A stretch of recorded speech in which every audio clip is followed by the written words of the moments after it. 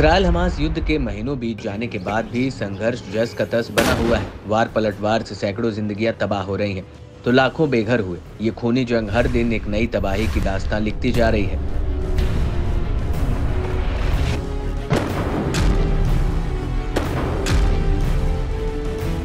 Israel Hamas युद्ध से ऐसा कोहराम मचा है कि इसकी जद में पूरा मिडिल ईस्ट आ गया है।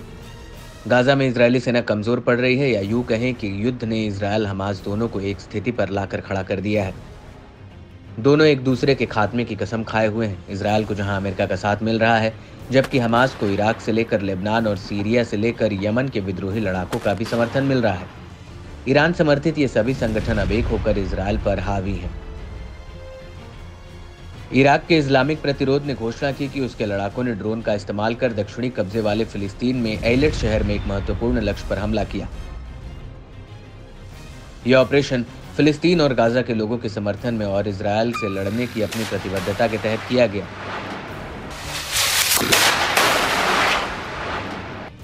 प्रतिरोध ने इजरायल के गढ़ों पर हमला जारी रखने की कसम भी खाई है। बता दें कि इराक के इस्लामी प्रतिरोध का हालिया हमला हूती विद्रोहियों के साथ ज्वाइंट मिलिट्री ऑपरेशन की घोषणा के बाद आया है, जो इराकी प्रतिरोध के साथ किए गए थे। इसमें 4 इजरायल के जहाज तो एक अमेरिकी युद्धपोत आइजनहावर को निशाना बनाया गया था। ونفذت القوة الصاروخية في قواتنا المسلحة عملية استهداف لحاملة الطائرات الأمريكية ايزنهاور شمالي البحر الأحمر، وذلك بعدد من الصواريخ البالستية والمجنحة، وقد حققت العملية أهدافها بنجاح بفضل الله।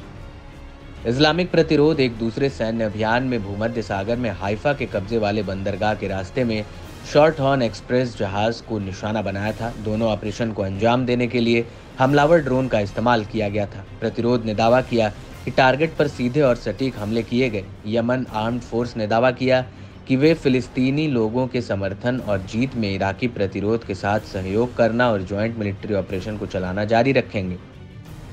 ये सिलसिला तब तक जारी रहेगा जब तक इजरायल गाजा में हमलों को बंद नहीं कर देता और नाकाबंदी हटा नहीं लेता।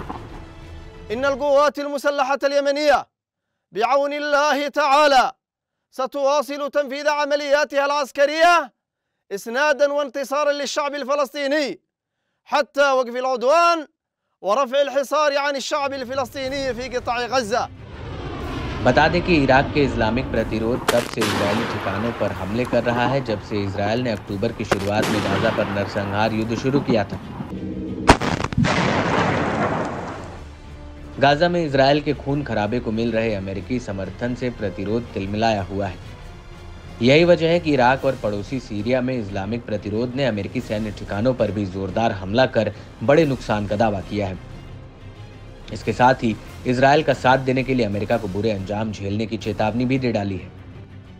इजरायल के खिलाफ इराक के इस्लामिक प्रतिरोध के रवैये को देखें तो वह काफी उग्र हो गया है। समूह के लड़ाके ड्रोन से लेकर मिसाइलों तक का इस्तेमाल कर इजरायल पर हमला कर रहे हैं।